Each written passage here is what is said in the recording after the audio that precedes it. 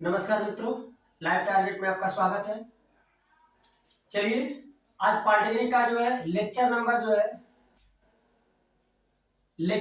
3 है। ठीक है, पॉलिटेक्निक का लेक्चर नंबर 3, जिसमें बात करेंगे हम गति के बारे में। ठीक है, तो सबसे पहला टॉपिक है गति किसे कहते हैं। तो किसी व्यक्ति, वस्तु या पिंड द्वारा जब समय के साथ साथ स्थान में परिवर्तन होता है तो उसे गति कहते हैं। समय के साथ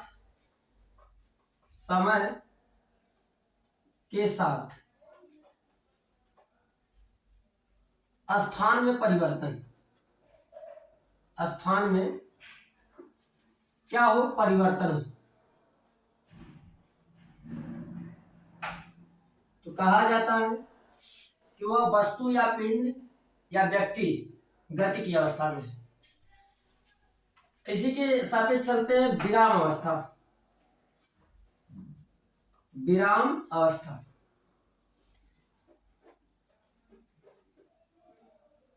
विराम अवस्था किसे कहते हैं? तो जब समय के साथ किसी व्यक्ति, वस्तु या पिंड में स्थान में परिवर्तन न हो, स्थान में परिवर्तन न हो, समय के साथ स्थान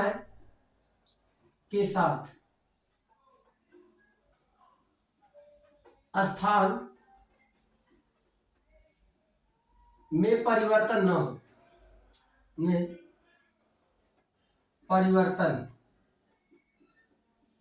न हो, जैसे एग्जाम्पल के माध्यम से बात कर ले। ठीक है, जैसे मान लीजिए कोई व्यक्ति जो है बस में यात्रा कर रहा है।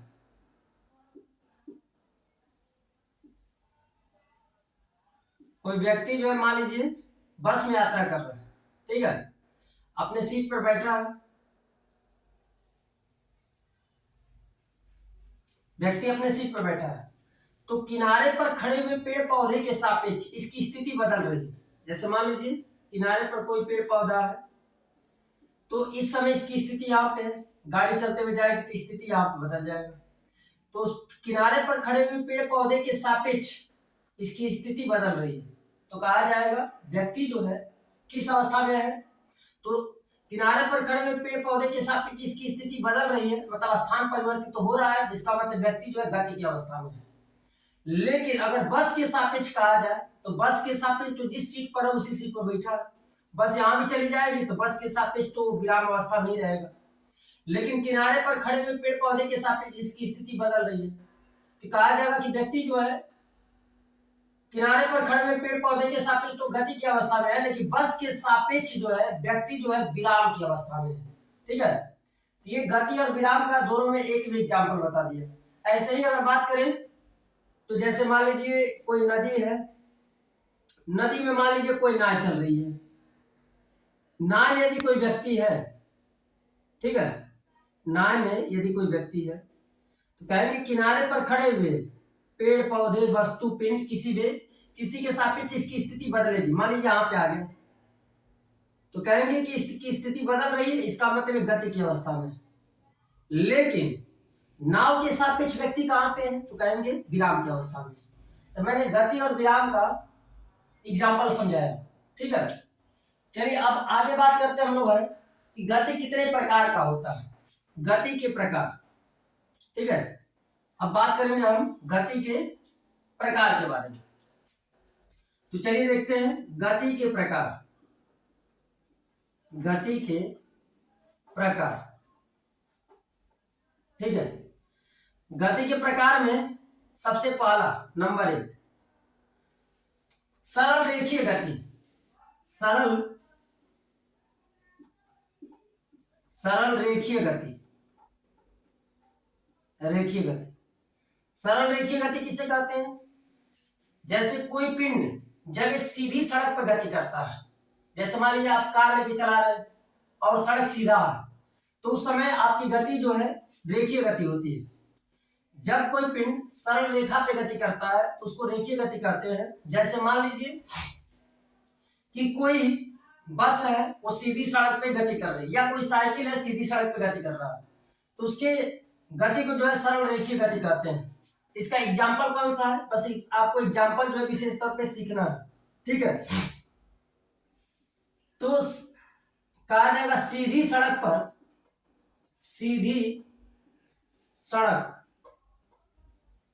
पर कार की गति, सीधी सड़क पर जो कार की गति होती है वह एक जो है सरल रेखीय गति होती है। या बात कर ले सीधी सड़क पर जो है किसी व्यक्ति की गति, तो रेखीय गति है। तो रेखीय गति में बहुत ज्यादा पढ़ने में तो पूछता नहीं है, बस आपको जाना है रेखीय गति क्या है। नंबर 2, दूसरा बात करते हैं वृत्तीय गति।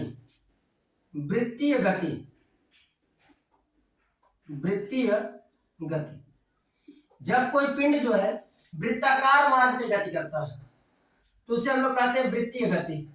जैसे मान लीजिए ये है, कोई पिंड जो है वृत्ताकार मार्ग पे जैसे ऐसे गति कर रहा है, इसको कहा जाएगा वृत्तीय गति, ठीक है। जैसे सूर्य के चारों ओर, जैसे मान लीजिए सूर्य है तो सूर्य के चारों ओर चंद्रमा घूमती है। चंद्रमा जो है पृथ्वी जो है, मान लीजिए पृथ्वी है, पृथ्वी सूर्य के चारों तरफ घूम रही है, तो पृथ्वी इसका मतलब कौन सी गति कर रहा है, तो कहेंगे वृत्तीय गति। अच्छा, अगर पृथ्वी के चारों तरफ चंद्रमा घूमता है, मान लीजिए कि चंद्रमा छोटा सा बना देते, चंद्रमा, ये चंद्रमा है, तो चंद्रमा की गति कैसी होती है, तो कहेंगे चंद्रमा जो है पृथ्वी के चारों तरफ ऐसे घूमता है, ठीक है। तो पृथ्वी जो है सूर्य के चारों तरफ घूमती है, वृत्तीय गति है। या जो है पृथ्वी के चारों तरफ चंद्रमा की गति, ये जो है वृत्तीय गति है। तो जब कोई पिंड वृत्ताकार मार्ग पे गति करता है तो उसको वृत्तीय गति कहते हैं। वृत्तीय गति का एग्जाम्पल कौन कौन सा है, तो कहेंगे सूर्य के चारों तरफ पृथ्वी की गति वृत्तीय गति है, या पृथ्वी के चारों तरफ चंद्रमा की गति, ये वृत्तीय गति है। तो बहुत सीधी सी बात है। तो ये वृत्तीय गति के जो उदाहरण है, ठीक है। वृत्तीय गति के उदाहरण में जो है एक और बात कर सकते हैं, घड़ी के सुई की गति, ये भी जानिए। घड़ी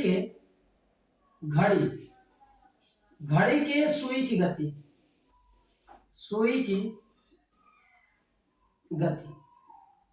घड़ी के सुई की गति भी कैसी गति है, वृत्तीय गति है। कभी कभी कोई पूछ के जो कंफ्यूजन में डाल सकता है घड़ी के सुई की गति क्या है, तो घड़ी की सुई भी वृत्ताकार मार्ग में ही गति करती है, तो इसकी भी गति क्या कहा जाएगा, घड़ी के सुई की गति वृत्तीय गति है। तो मैंने बात किया सरल रेखीय गति, वृत्तीय गति। नंबर 3, तीसरे टॉपिक में बात करते हैं घूर्णन गति।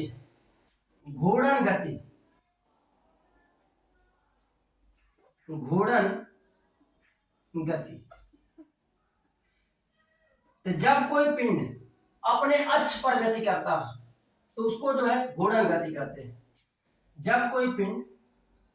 जब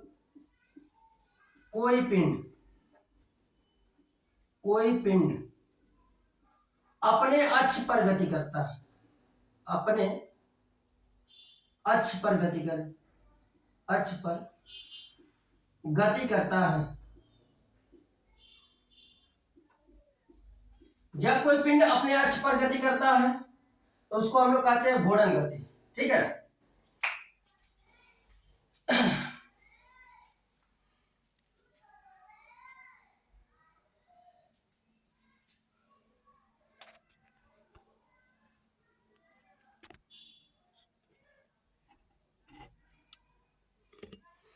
तो ये जो है आपको बताया गया घूर्णन गति के बारे में कि जब कोई पिंड अपने अक्ष पर गति करता है तो उसे हम लोग जो है घूर्णन गति कहते हैं।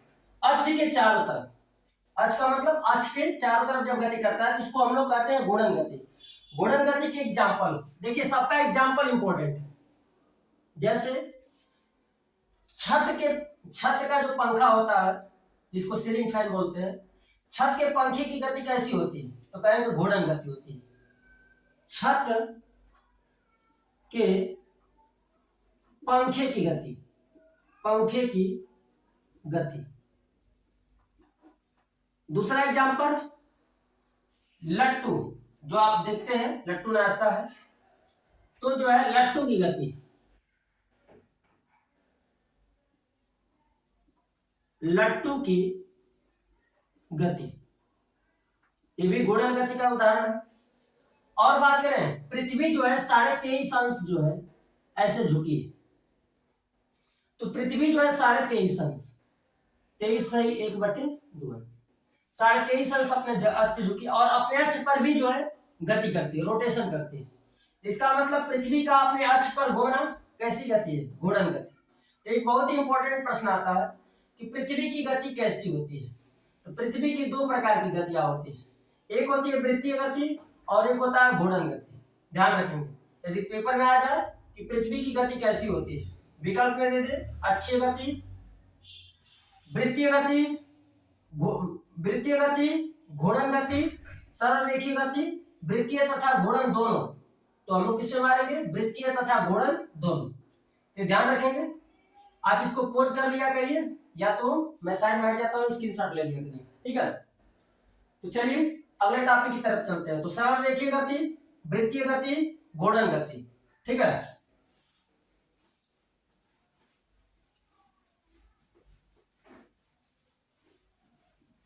चलिए अब बताते हैं अगले गति के बारे में। मैंने सरल रेखीय गति के बारे में बात कर लिया, वृत्तीय गति के बारे में बात कर लिया, घूर्णन गति के बारे में बात कर लिया, ठीक है। अब अगले टॉपिक की तरफ चलते हैं, दोलन गति। दोलन गति, दोलन गति, दोलन गति किसे कहते हैं? जब कोई पिंड किसी स्थिर बिंदु के चारों तरफ गति करता है। चारों तरफ का मतलब, जैसे मान लीजिए पेंडुलम की गति है, जैसे मान लीजिए कोई पेंडुलम है, अगर ये विरामावस्था में रहेगा तो ये वाला बिंदु जो है उसकी साम्य स्थिति होता है। जब इसको ऐसे छोड़ेंगे तो दोनों तरफ मतलब स्थिर बिंदु के दोनों तरफ गति करता है। पेंडुलम की गति कैसी होती है? तो दोलन गति होती है, ध्यान रखेंगे। मतलब जो है झूला की गति, झूला की गति जो होता है कैसा होता है? तो झूला की गति जो है दोलन गति होता है। और बात कर लें, जो बच्चे जो खेलते हैं सीसा तुला, जो अप डाउन होता है, सीसा तुला की गति कैसी गति होती है? तो कहेंगे दोलन गति। सीसा तुला जो है किस प्रकार की गति करता है? तो दोलन गति। इसका एग्जाम्पल है, केवल आपको जानना है, पॉलिटेक्निक वालों के लिए केवल एग्जाम्पल जानना है, आपको विस्तार से तो पढ़ना नहीं है। दोलन गति जब कोई पिंड अपने किसी एक स्थिर बिंदु के दोनों तरफ गति करता है। तो झूला की गति, सीसा तुला और घड़ी के पेंडुलम की गति, घड़ी के पेंडुलम, तो घड़ी के पेंडुलम की गति जो है दोलन गति के उदाहरण है, ठीक है। तो चलिए अगले टॉपिक की तरफ चलते हैं। एक चीज और बता दें, जैसे स्प्रिंग की गति भी जो है, जैसे स्प्रिंग है कोई लटका हुआ, मान लीजिए स्प्रिंग को आप ऐसे करके किसी पिंड को बांध कर और ऐसे आप छोड़ देते हैं, तो क्या अगर कोई भी बिंदु मान लेते हैं तो बिंदु के ऊपर भी और नीचे भी दोनों तरफ से गति कर रहा है। इसका मतलब स्प्रिंग की गति, ध्यान रखेंगे, स्प्रिंग की गति भी जो है किस प्रकार की गति है? तो कहेंगे दोलन गति। तो जब कोई पिंड किसी स्थिर बिंदु के दोनों तरफ गति करता है तो उसे हम लोग कहते हैं दोलन गति, ठीक है। तो आपको ये सब एग्जाम्पल है, एग्जाम्पल ही केवल ध्यान में रखना। यदि पेपर में आ जाता है कि जो सीसा तुला की गति कैसी होती है, पेंडुलम की गति कैसी होती है, स्प्रिंग की गति कैसी होती है, तो आप मार सकें, ध्यान रखिएगा। अगले बात करते हैं लोटनीय गति, ठीक ना। लोटनी गति किसे कहते हैं? लोटनी गति नाम से ही क्लियर है, जो व्यक्ति लोट कर गति करेगा, ठीक है। जैसे कोई नंगा लड़का होता है, उसकी मम्मी यदि मम्मी से कुछ मांगा कि मम्मी ये चाहिए, हमारी मम्मी नहीं दी, वो लोट के जो है लगा जो है घर द्वार पे जो है इधर का उधर जाने, फर्श पे जो है लगा इधर का उधर लौट के जाने। इसका मतलब कौन सी गति कर रहा है? जब कोई पिंड सतह के संपर्क में होकर जब गति करता है, जब कोई पिंड सतह के संपर्क में होकर लुढ़कते हुए गति करता है तो उसको हम लोग कहते हैं लोटनी गति, ठीक ना। जैसे कोई बच्चा है, बच्चा जब सतह पर जो है दौड़ मतलब ऐसे लुढ़कते हुए जब गति करता है तो उसको हम लोग कहते हैं लोटनी गति, ठीक ना। चलिए अगला टॉपिक की तरफ बात करते हैं, प्रक्षेप्य गति। प्रक्षेप्य प्रक्षेप्य गति, तो जब कोई पिंड परवलय में गति करता है, परवलय मतलब इस तरीके से, जैसे इस तरीके से गति करता है, इसको हम लोग प्रक्षेप्य गति करते हैं। इंटरमीडिएट में जो है प्रक्षेप्य गति का पूरा विस्तार है, ठीक है।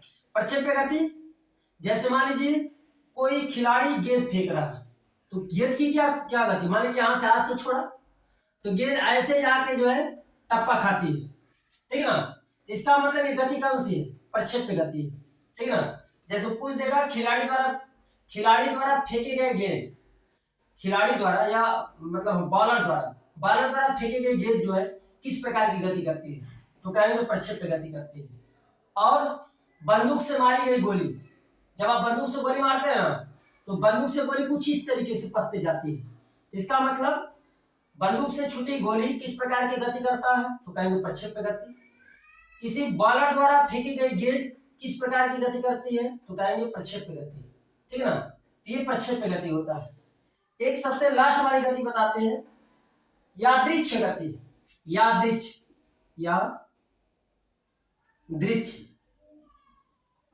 यादृच्छ गति, ठीक है। यादृच्छ गति किसे कहते हैं, जैसे मान लीजिए कोई भी पिंड हो या कोई भी वस्तु, जब उसका निश्चित पथ नहीं हो, अनिश्चित पथ हो, अनिश्चित पथ के तौर पे जैसे मान लीजिए मान लेता मच्छर तो सबको रात में परेशान करता है, ठीक है। मच्छर का ही एग्जाम्पल लेके चले, मच्छर है माने कि यहाँ पे आया बैठने वाला है, तब तक हाथ मारे तब तक इधर उड़ गया, और चला अपने हाथ से पकड़ने का प्रयास किया तब तक उधर उड़ गया, फिर इधर आ गया, मतलब अनियमित गति। जो अनियमित गति होती है उसी को अदृश्य गति कहते हैं। जैसे कीट पतंगों की गति कैसी गति होती है, तो कहेंगे अदृश्य गति होती है। ये सब जो है बेसिक चीजें हैं, अभी तो आगे चलेंगे तो और बढ़िया चीजें मिलेंगे, लेकिन ये भी बेसिक चीजें हैं। ये आपको जो है मैंने गति के बारे में बताया, गति के प्रकार के बारे में बताया, ठीक है। अब चलते हैं उस हेडिंग की तरफ जिस हेडिंग की खास जरूरत है, ठीक है ना। मैं बात कर लेता हूं किसका, तो मैं बात कर लेता हूं दूरी का और साथ में विस्थापन का, ठीक है। दूरी और विस्थापन, ठीक है। दूरी और विस्थापन की बात करते हैं, तो दूरी जो है क्या होता है, किसी गतिमान पिंड, क्योंकि दूरी वही तय कर सकता है जो गतिमान हो सकता है, गतिमान होता है, ठीक है ना। तो गतिमान पिंड द्वारा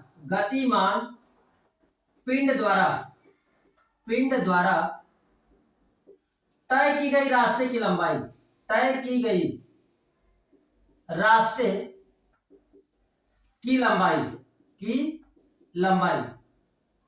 दूरी कहलाता है। ये तो दूरी हो गया।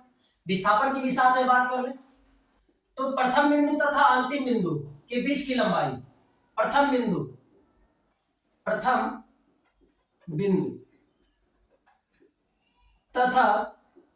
अंतिम बिंदु के बीच की लंबाई। अभी छोटी छोटी बातें चल रही हैं, आगे जो इसकी दूरी और विस्थापन के बारे में बहुत रोचक जानकारियां मिलेंगी जो कि परीक्षा के लिए जरूरी है, ठीक है ना। जैसे मान लीजिए कोई व्यक्ति है अपने घर से निकलकर दक्षिण गया, मान लीजिए 3 किलोमीटर, फिर इसके बाद जो है बाएं मुड़ा और बाएं मुड़कर जो है मान लीजिए 4 किलोमीटर गया। अगर पूछा जाए कि व्यक्ति ने कितना दूरी तय किया, तो गतिमान पिंड जो है रास्ते की टोटल लंबाई कितना तय किया, तो कहेंगे 3 किलोमीटर प्लस 4 किलोमीटर। तो गतिमान पिंड द्वारा तय की गई रास्ते की लंबाई कितनी है, 7 किलोमीटर। ये तो दूरी हो गया। लेकिन यदि यही इसी ग्राफ की इधर बात करें, मान लीजिए कोई पिंड जो है, कोई व्यक्ति जो अपने घर से निकलकर दक्षिण गया 3 किलोमीटर, फिर जो है बाएं मुड़कर गया 4 किलोमीटर, ऐसे, ठीक है ना। अगर पूछा जाए कि भाई इसके द्वारा विस्थापन कितना होगा, तो ये तो प्रथम बिंदु है, और ये आपका जो है अंतिम बिंदु, अंतिम बिंदु है। तो प्रथम बिंदु और अंतिम बिंदु के जो बीच की लंबाई है इसको हम लोग कहते हैं विस्थापन, ठीक है ना। अब विस्थापन कितना होगा, तो ये कर्ण है, पाइथागोरस प्रमेय लगा के आप कर्ण की लंबाई निकालिए, जितना कर्ण की लंबाई आएगा वही विस्थापन होगा, ठीक है ना। तो कर्ण का स्क्वायर, कर्ण बराबर कर्ण में लिख देंगे 3 का स्क्वायर धन 4 का स्क्वायर, तो 3 3 के 9, 4 चौको 16, 16 9 25, अब 25 का आ जाएगा 5 किलोमीटर। तो विस्थापन कितना हुआ 5 किलोमीटर, लेकिन दूरी कितना है 7 किलोमीटर। तो देखिए डिफरेंट आया ना, ये ध्यान रखेंगे दूरी और विस्थापन के लिए कि गतिमान पिंड द्वारा तय की गई जो रास्ते की टोटल लंबाई होती है उसको तो हम लोग दूरी कहते हैं, लेकिन गतिमान पिंड के प्रथम बिंदु और अंतिम बिंदु के जो बीच की लंबाई होती है उसको हम लोग कहते हैं विस्थापन, ठीक ना। तो ये है आपका दूरी और विस्थापन की सबसे मतलब कि ये परिभाषा है, ठीक है। आगे चलते हैं और दूरी और विस्थापन के बारे में कुछ और अच्छी अच्छी बातें सीखते हैं, ठीक है ना। तो जान लीजिए जो दूरी होता है ये एक अदिश राशि है, अदिश राशि, अदिश राशि है, ध्यान रखेंगे, क्योंकि इसमें केवल परिमाण होता है, परिमाण केवल का केवल परिमाण होता है, दिशा इसके अंदर नहीं होता है। विस्थापन कैसी राशि है, तो कहेंगे विस्थापन एक सदिश राशि है, सदिश राशि। ये इंपॉर्टेंट पॉइंट है सब। इसका मतलब इसमें परिमाण भी होगा, परिमाण के साथ साथ प्लस क्या होगा, दिशा भी होगा। ध्यान रखिएगा, एक एक पॉइंट ध्यान रखिएगा। एक पॉइंट हमने बताया, ठीक है। चलिए अगले पॉइंट की तरफ चलते हैं। जो अगर 2-3 प्रश्न की बात करूं मैं, तो जैसे देख लीजिए, मान लीजिए कोई पिंड है, मान लीजिए कोई लड़का है, घर से जो है स्कूल गया, स्कूल, मान लीजिए घर से स्कूल की दूरी उसके 2 किलोमीटर है, तो स्कूल से अपना घर अभी आ गया, ठीक ना। तो अगर पूछा जाए कि इसके द्वारा तय किया गया दूरी कितना है, तो दूरी तो भाई 4 किलोमीटर है। दूरी कितना है 4 किलोमीटर, क्योंकि 2 गया 2 आया 4 किलोमीटर। अगर लेकिन यदि विस्थापन की उसी में बात करें, मान लीजिए कोई व्यक्ति है घर से स्कूल गया, ठीक है, मान लीजिए 2 किलोमीटर गया और 2 किलोमीटर आया, तो प्रथम बिंदु यहीं पे है, प्रथम बिंदु यहाँ पे है और अंतिम बिंदु यहाँ पे, फिर लौट के उसी रास्ते पर आया। इसका मतलब प्रथम जब लौट के आएगा, मान लीजिए प्रथम बिंदु अंतिम बिंदु, तो विस्थापन इतना है, लेकिन जो है यहाँ पे आ गया तो विस्थापन इतना हो गया। यहाँ पे लौट कर आ गया स्कूल से तो विस्थापन इतना, यहाँ पे आ गया तो विस्थापन, घर में चला गया तो इसका मतलब उसके बीच की दूरी कुछ है ही नहीं, तो विस्थापन क्या होगा 0। यदि 2 किलोमीटर जाए और 2 किलोमीटर आए तो उसके द्वारा तय किया गया विस्थापन पूछा जाए, विस्थापन कितना है, तो कहेंगे भाई विस्थापन तो 0 है, विस्थापन क्या है 0, क्योंकि प्रथम बिंदु भी यही जाए और लौट कर जब आ गया है तो अंतिम बिंदु भी यही जाए। इसका मतलब प्रथम बिंदु और अंतिम बिंदु के बीच की दूरी जो होती है वो विस्थापन होता है। अगर दूरी है हमें नहीं करेगा तो विस्थापन कहाँ रहेगा, नहीं रहेगा। तो ध्यान रखिए, यदि कोई व्यक्ति घर से स्कूल जाए और स्कूल से घर आए, उसके द्वारा तय किया गया दूरी पूछा गया तो 4 किलोमीटर, विस्थापन पूछा गया तो 0। अगर यही बात करें हम ऊंचाई में बात करते हैं, ठीक है ना। ऊंचाई में बात करने का मतलब जैसे मान लीजिए कि यदि मान लीजिए कि किसी पिंड को 4 किलोमीटर या 5 किलोमीटर, मान लीजिए 5 किलोमीटर ऊपर फेंके, ठीक है, 5 किलोमीटर का 5 किलोमीटर तो फेंकना बहुत असंभव कर सकते हैं।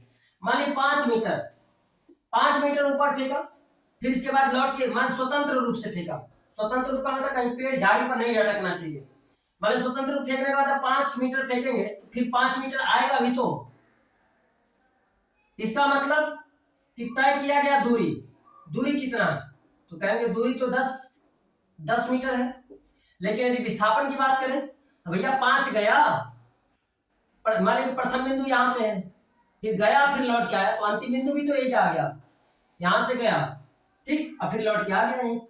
इसका मतलब यहाँ पे रहता तो प्रथम बिंदु अंतिम बिंदु रहता है, बीच का विस्थापन रहता है, यहाँ पे रहता तो भी विस्थापन रहता है, यहाँ पे जब इसी पर ओवरलैप कर जाएगा तो बताइए विस्थापन क्या होगा।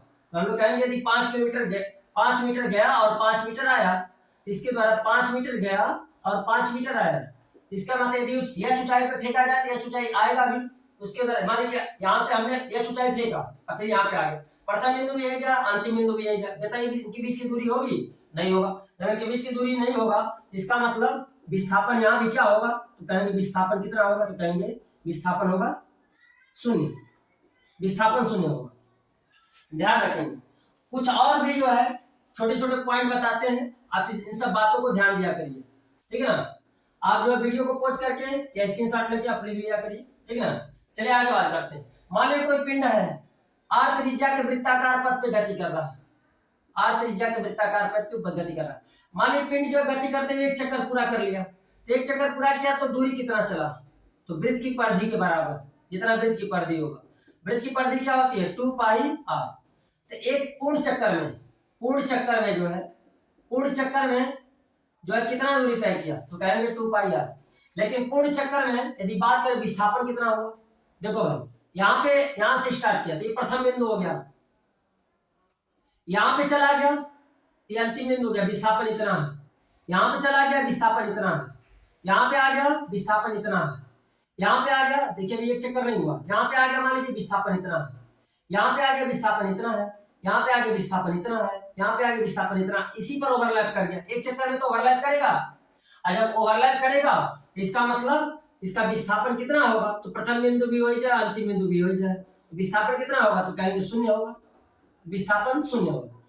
लेकिन यदि आधे चक्कर की बात करें, लीजिए अगले बात कर लेते आधे चक्कर की, ये तो पूर्ण चक्कर की बात है, पूर्ण चक्कर में विस्थापन 0 होगा। लेकिन आधे चक्कर में बात करें, जैसे मान लीजिए यहाँ से स्टार्ट किया और ऐसे गति करते हुए यहाँ पे आ गए, तो ये प्रथम बिंदु है, प्रथम बिंदु तो इसमें देखना नहीं दूरी, तो दूरी कितना तय किया, तो हम कहेंगे कि पूरा चक्कर में 2 पाई आर है, तो आधा चक्कर में दूरी कितना होगा, इसका आधा होगा, मतलब कि पाई आर। अर्ध चक्कर में यदि बात करें कि दूरी कितना तय किया, तो कहेंगे पाई आर। लेकिन अगर हम विस्थापन की बात करें, अर्ध चक्कर में विस्थापन की बात करें, मान लीजिए यहाँ पे पिंड है, यहाँ से स्टार्ट किया है कोई भी पिंड, मान लीजिए एक पिंड, और ऐसे गति कर तो यहाँ पे आ गया, तो आधा चक्कर हो गया।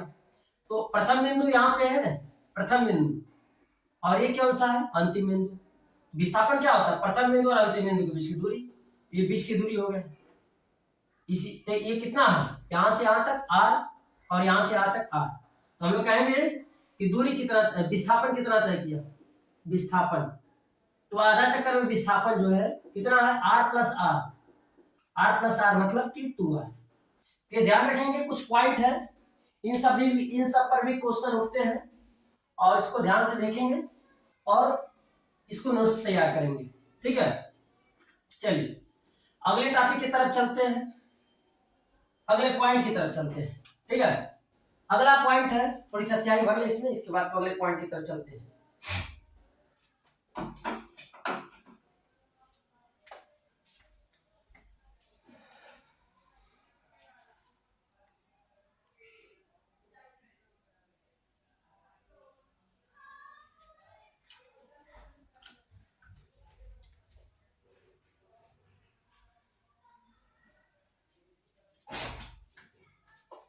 तो चलिए अब आज जान लेते हैं दूरी जो है, दूरी सदैव जो है, सदैव धनात्मक होती है, धनात्मक, ध्यान रखेंगे, दूरी सदैव क्या होता है, धनात्मक। अब विस्थापन जो है धनात्मक भी होता है, धनात्मक, ऋणात्मक भी होता है, और 0, तीनों होता है। ये भी बहुत महत्वपूर्ण बिंदु है, ध्यान रखेंगे। दूरी सदैव धनात्मक होता है, विस्थापन धनात्मक, ऋणात्मक व 0 तीनों हो सकता है। दूरी जो है, दूरी पथ पर निर्भर करता है, पथ की बनावट पर निर्भर करता है। लेकिन विस्थापन जो है पथ के बनावट पर, पथ मतलब रास्ता, पथ के बनावट पर निर्भर नहीं करता। एक चीज जानिए, एक पॉइंट और बताते हैं, ध्यान रखेंगे, ठीक है ना। जो दूरी होता है, दूरी जो है सदैव, दूरी विस्थापन के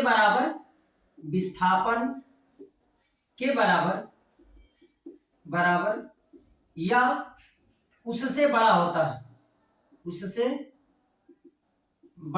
है, ध्यान रखेंगे। दूरी जो है विस्थापन के बराबर भी हो सकता है या उससे बड़ा हो सकता है, जबकि जो ये विस्थापन है,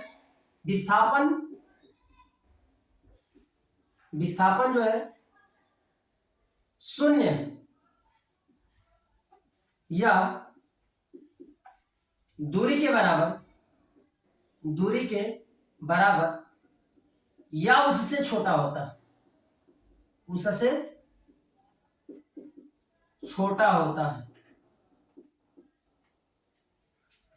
तो मैंने दूरी और विस्थापन के बारे में पूरा का पूरा बिंदु पर चर्चा कर लिया। इन बिंदुओं को ध्यान रखेंगे और पॉलिटेक्निक के जब क्वेश्चन आप करेंगे तो इन बिंदु में से जरूर आपको अधिकांश बिंदु मिलेंगे। ठीक है, चलिए अब बात कर लेते हैं हम चाल के बारे में। चाल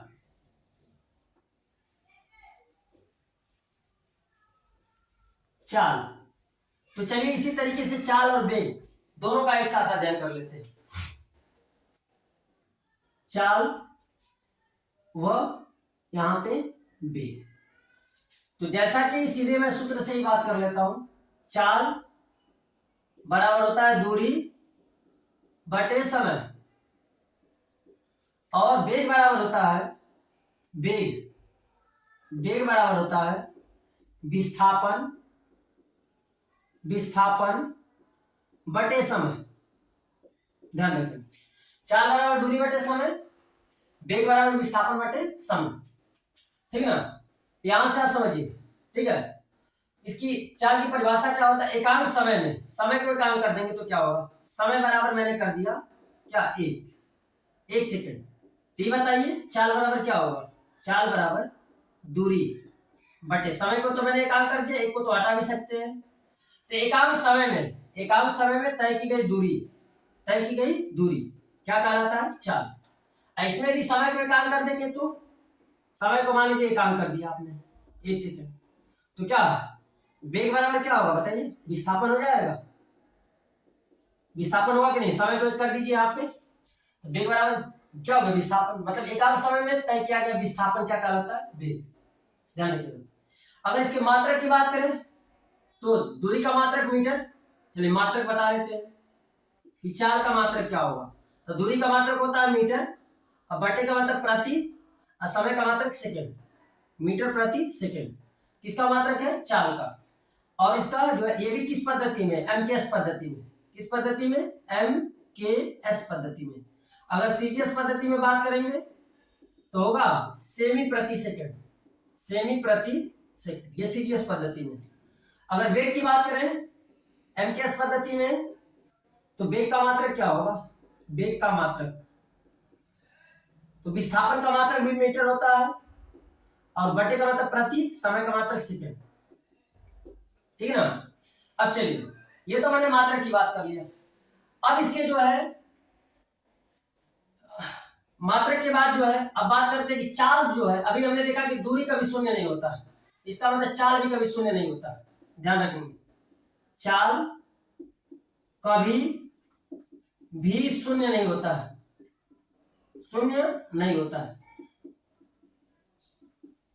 चाल कभी शून्य नहीं होता। क्यों, क्योंकि अभी आपने पढ़ा दूरी कभी भी शून्य नहीं होती है, ध्यान रखिए। ठीक है ना। और जो वेग होता है, वेग आपका शून्य हो सकता है, क्यों, क्योंकि विस्थापन आपने अभी पढ़ा, विस्थापन आपने कई जगह देखा कि विस्थापन शून्य हो रहा था। जब विस्थापन शून्य हो रहा था तब वेग भी क्या होगा, शून्य होगा। ठीक है ना। ये पॉइंट है, पॉइंट को आप नोट करते रहेंगे, थोड़ी सा हम तेजी से चलेंगे। ठीक है, क्योंकि ऐसे बहुत वीडियो लॉन्ग हो जाता है, फिर दिक्कत होता है।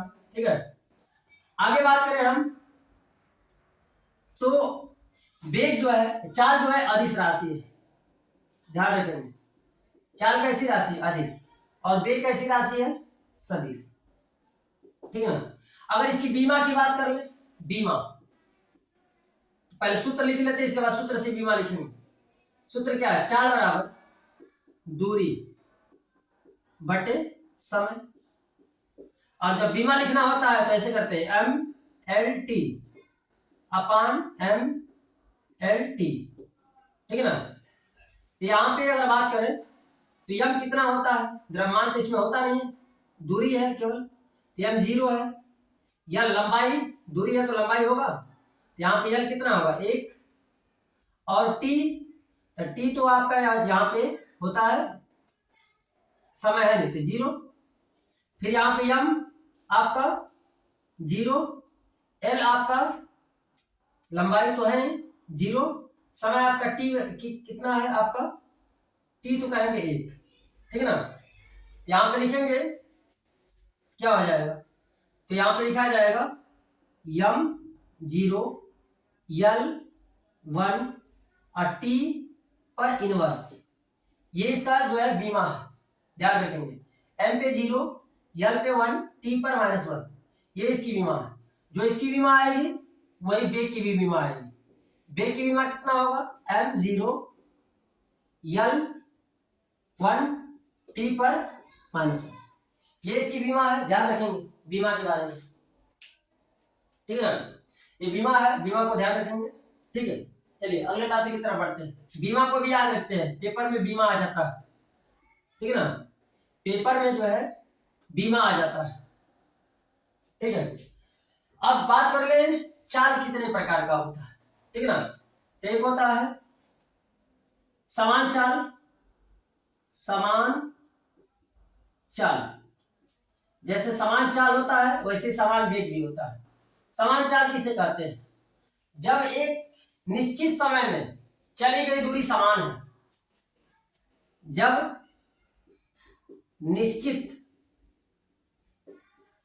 निश्चित समय में तय दूरी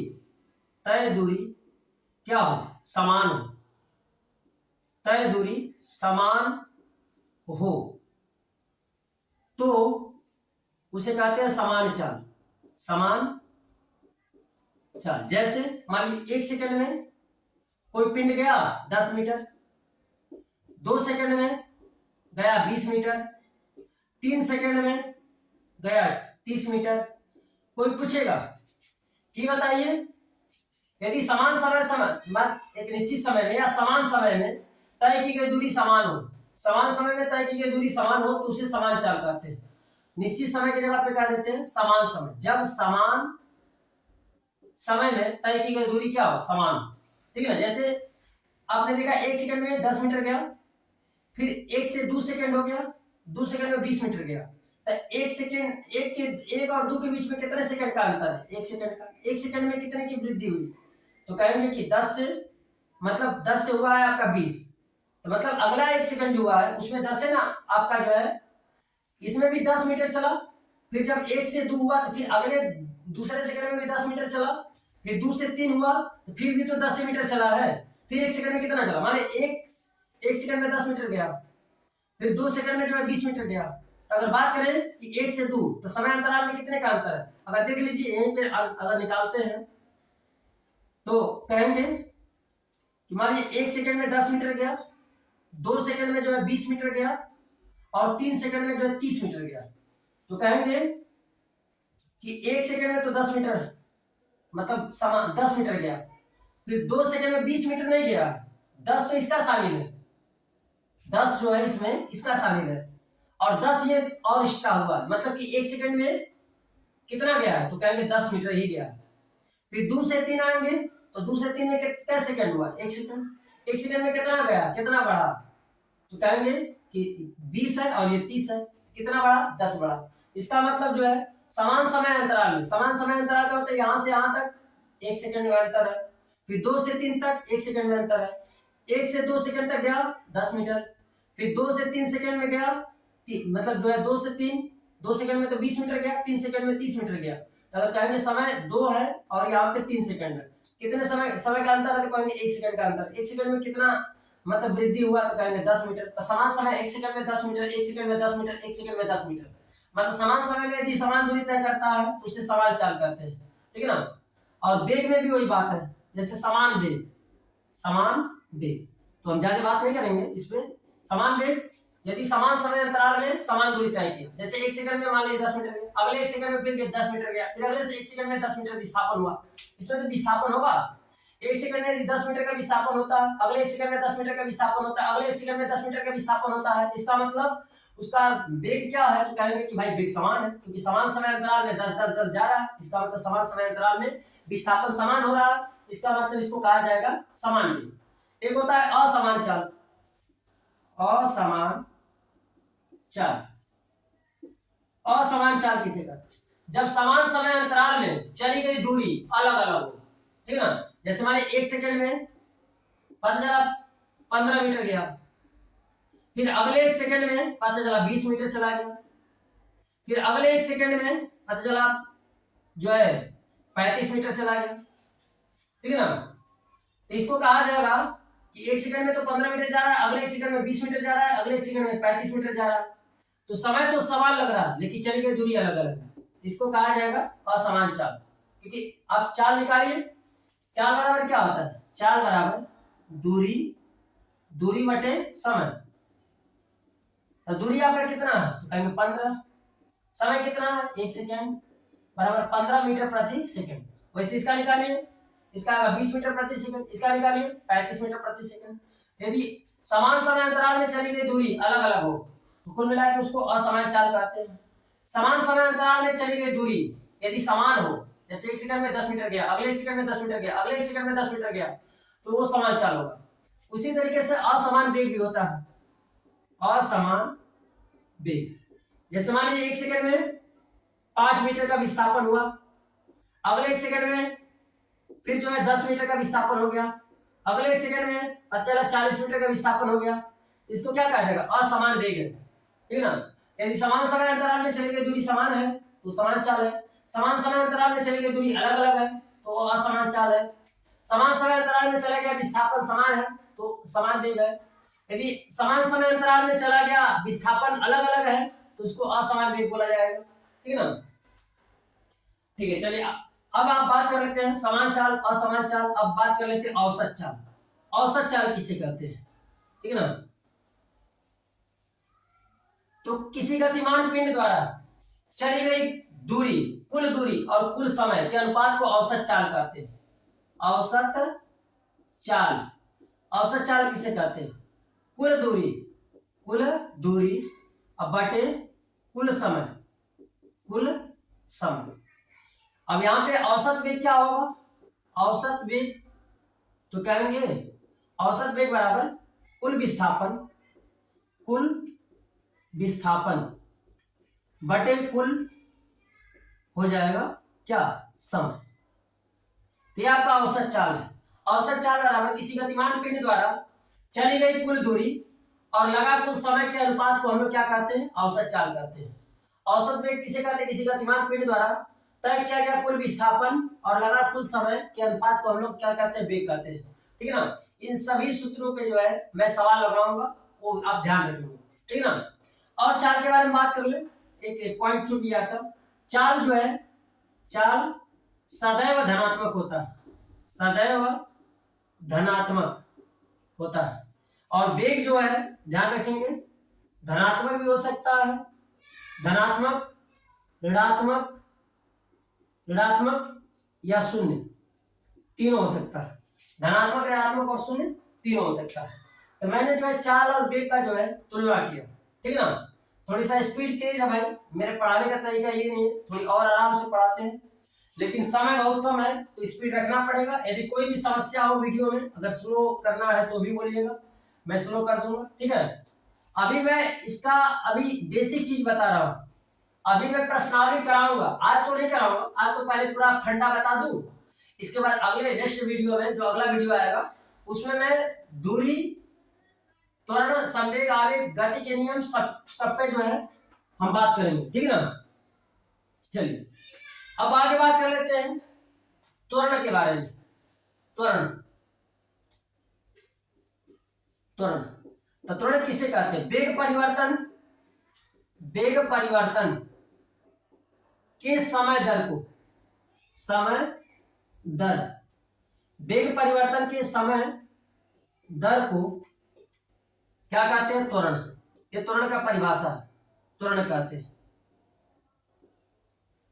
वेग परिवर्तन के समय दर को जो है त्वरण कहते हैं, ठीक है ना। अगर बात कर ले हम लोग, जैसे मान लीजिए जो है t1 समय में किसी पिंड का वेग v1 है, t2 समय में किसी पिंड का वेग v2 है, इसमें जो है त्वरण कितना पैदा हो, त्वरण को जो है a से दिखाते हैं क्योंकि त्वरण को अंग्रेजी में एक्सेलरेशन बोलते हैं, ठीक है ना। तो त्वरण कैसे हुआ, वेग परिवर्तन समय अंतराल, वेग परिवर्तन के समय दर, वेग परिवर्तन का मतलब v2 माइनस v1, वेग परिवर्तन बटे क्या, वेग परिवर्तन के समय दर, मतलब समय मतलब समय दर मतलब भाग, समय से हम लोग भाग करेंगे, मतलब t2 माइनस क्या t1, तो आपका हो जाएगा a बराबर हो जाएगा क्या, तो कहेंगे डेल्टा v अपान डेल्टा t। ध्यान रखेंगे त्वरण का सूत्र है, इसकी जरूरत आगे पड़ेगा, ठीक है ना। अब त्वरण में भी दो प्रकार का त्वरण होता है, धनात्मक त्वरण और ऋणात्मक त्वरण, ठीक है ना। यदि किसी पिंड का वेग बढ़ता है, ध्यान रखेंगे, यदि किसी पिंड का वेग बढ़ता है, ठीक है ना, त्वरण जो है आपका दो प्रकार का होता है। एक बात कर ले हम धनात्मक त्वरण का, धनात्मक धनात्मक त्वरण, और एक बात कर ले ऋणात्मक त्वरण, ऋणात्मक त्वरण, ठीक है ना। धनात्मक त्वरण और ऋणात्मक त्वरण, जब पिंड का वेग बढ़ता है, जब पिंड का वेग बढ़ता है तो जो त्वरण पैदा होता है, जो त्वरण पैदा होता है उसे धनात्मक त्वरण कहते हैं। ऋणात्मक त्वरण जब पिंड का वेग समय के साथ घटता है, समय के साथ क्या होता है, घटता है, तो उसे हम लोग कहते हैं क्या, ऋणात्मक त्वरण, ऋणात्मक त्वरण। ऋणात्मक, यहाँ पे नोट वाली पॉइंट है कि ऋणात्मक त्वरण को मंदन कहते हैं, क्या कहते हैं, मंदन, ध्यान रखेंगे। ऋणात्मक त्वरण को क्या कहते हैं, मंदन, ठीक है ना। ये दो पॉइंट है, इसको भी अगर बात करें कि त्वरण होता कैसा है, धनात्मक ऋणात्मक शून्य क्या होता है, तो कहेंगे त्वरण जो है, त्वरण धनात्मक ऋणात्मक तथा शून्य तीनों हो सकता है, ध्यान रखेंगे। त्वरण राशि कैसी है, तो कहेंगे त्वरण जो है एक सदिश राशि है, सदिश राशि। अब बात कर ले, ये तो वेग के आधार पर त्वरण का प्रकार था। अब बात कर ले जो है, जैसे समान त्वरण, असमान त्वरण, ऐसे देखिए समान त्वरण, जैसे मान लीजिए जब किसी पिंड के वेग में समान समय अंतराल में समान परिवर्तन हो, जब पिंड के वेग में समान समय अंतराल में, जब किसी पिंड के वेग में समान समय अंतराल में समान परिवर्तन हो तो उसे एक समान त्वरण कहते हैं, उसे एक समान त्वरण कहते हैं, उसे एक समान त्वरण कहते हैं, ठीक है ना। ध्यान रखेंगे इस बात को। एक होता है असमान त्वरण, असमान त्वरण, असमान त्वरण किसे कहते हैं, जब पिंड के वेग में समान समय समान समय अंतराल में असमान परिवर्तन हो, असमान परिवर्तन हो, तो उसे हम लोग कहते हैं असमान त्वरण, असमान त्वरण कहते हैं, असमान त्वरण कहते हैं, ठीक है। ये ध्यान रखेंगे। समान त्वरण जो होता है जब किसी वस्तु के पिंड में, यदि एक क्वेश्चन दिया था, जैसे यदि कोई पिंड जो है समान वेग से चल रहा है, समान, एक क्वेश्चन मैं यहां पे नोट करके बताता हूं, ध्यान रखिए। यदि कोई पिंड का वेग एक समान वेग है, एक समान वेग है, तो उसका त्वरण शून्य होता है, उसका त्वरण शून्य होता है। यदि मान लीजिए कोई पिंड है, समान समय अंतराल में समान दूरी तय कर रहा है, इसका मतलब उसका वेग क्या है, समान है। मान लीजिए समान समय अंतराल में समान विस्थापन तय कर रहा है, इसका मतलब उसका वेग क्या है, समान है। जब उसका वेग समान रहेगा, इसका मतलब त्वरण क्या आएगा, शून्य। त्वरण क्या आएगा, शून्य। जैसे मान लीजिए, चलिए एग्जाम्पल में बात करेंगे जब आपको प्रश्नावली कराएंगे तब। ये क्वेश्चन ये आपको जो है बहुत महत्वपूर्ण है, पेपर में पूछ देता है। यदि कोई पिंड का वेग जो है एक समान वेग है, तो उसका त्वरण बताइए, तो उसका त्वरण जो है शून्य होता है, ध्यान रखेंगे, ठीक है। चलिए अब बात कर लेते हैं थोड़ी सी गति के समीकरण पे। गति का समीकरण 3 को है, ध्यान रखेंगे इसको, क्योंकि गति के समीकरण का यूज किया जाएगा सवाल में, और जो पेपर में सवाल आएंगे पाठ्यक्रम में वो गति के समीकरण पे आएंगे, ठीक है ना। तो आप देख लीजिए गति के समीकरण, गति के समीकरण गति के समीकरण, जब पिंड सरल रेखा में गति करता है, सरल रेखा का मतलब जैसे मान लीजिए ये सड़क है, इस पर कोई कार चल रही है, इसके लिए मैं गति का समीकरण बता रहा हूं, ध्यान समझिएगा, इसके लिए मैं गति का समीकरण बता रहा हूं, ठीक है ना। जब कोई पिंड जो है एक सरल रेखा या किसी पथ पे गति करता है, तो इसके लिए गति का समीकरण, गति का प्रथम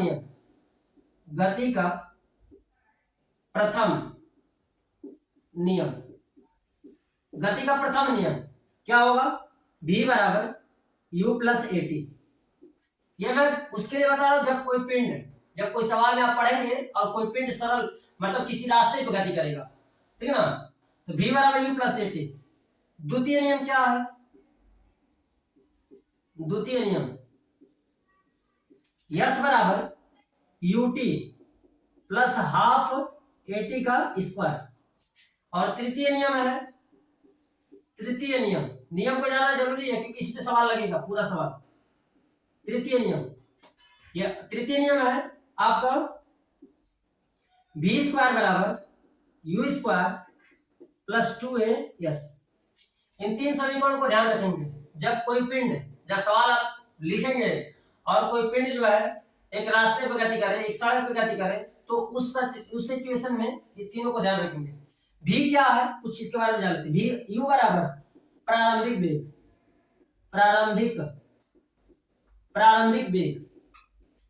v बराबर क्या है, तो कहेंगे अंतिम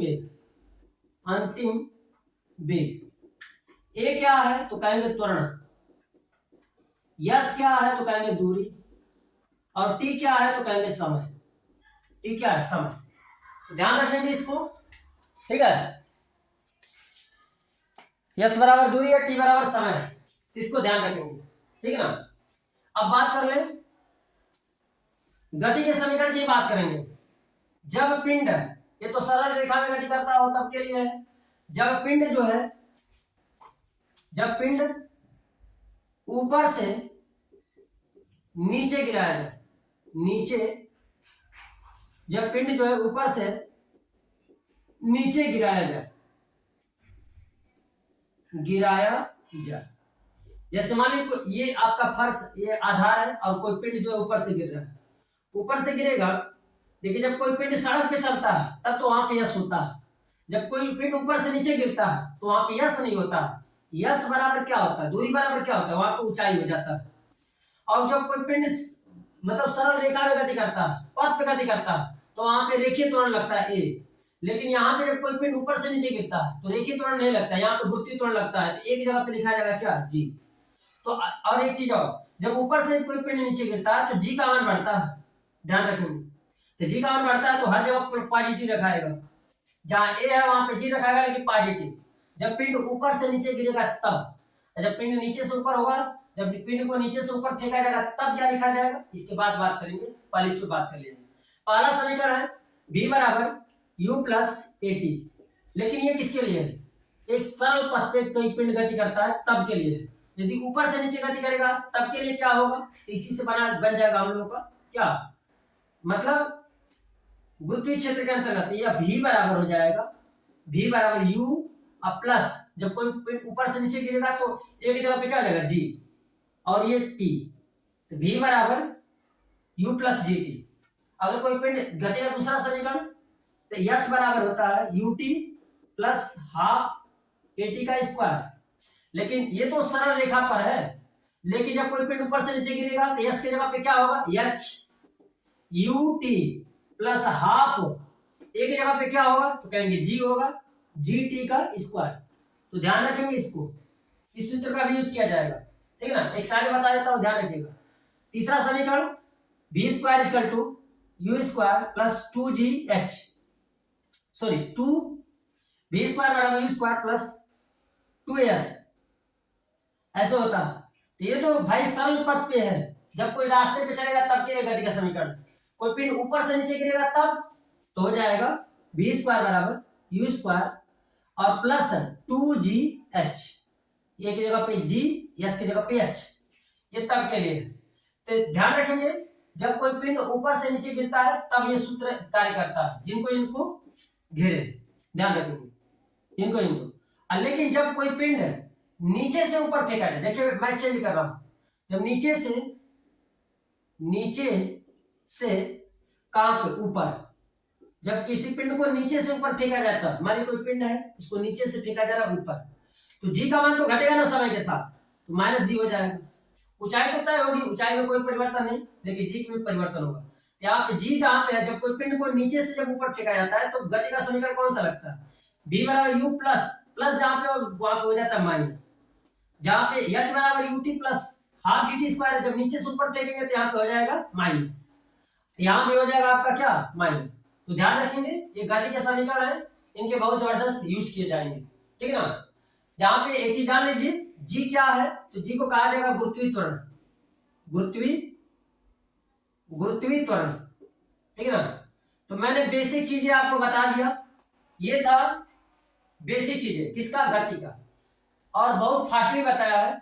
और कल जो है मैं कल जो बात करेंगे, ठीक है ना, उन महत्वपूर्ण बिंदुओं पर ध्यान दीजिएगा, ज्यादा परिभाषा और विभाषा पर ध्यान नहीं देना, जैसे असमान चाल, असमान चाल, समान चाल और औसत चाल के सूत्र पे ध्यान दीजिएगा, और ज्यादा किसी चीज पे ज्यादा फोकस नहीं करना है हम लोग। जैसे ये चीज है, ये चीज आप बेस तैयार करके रखिएगा, क्योंकि इस बेस की जरूरत कल पड़ेगी। और कल मैं जो है बहुत अच्छे सवाल लेके आऊंगा, गति का सिलेक्टेड सवाल लेके आऊंगा, जो सवाल आपका पेपर में आता है उसी टाइप का लेके आऊंगा, ठीक है ना। क्योंकि लगभग 14 सालों का अनुभव है, तो ये तो समझ में आ जाता है कि पेपर में किस तरीके का सवाल पूछता है। 14 सालों से पॉलिटिकल का पढ़ाता हूं, तो ये तो कंफर्म है, ठीक है ना। तो आप अगले वीडियो का इंतजार करिएगा, तब तक बेसिक चीजें आप तैयार करिए, ठीक है।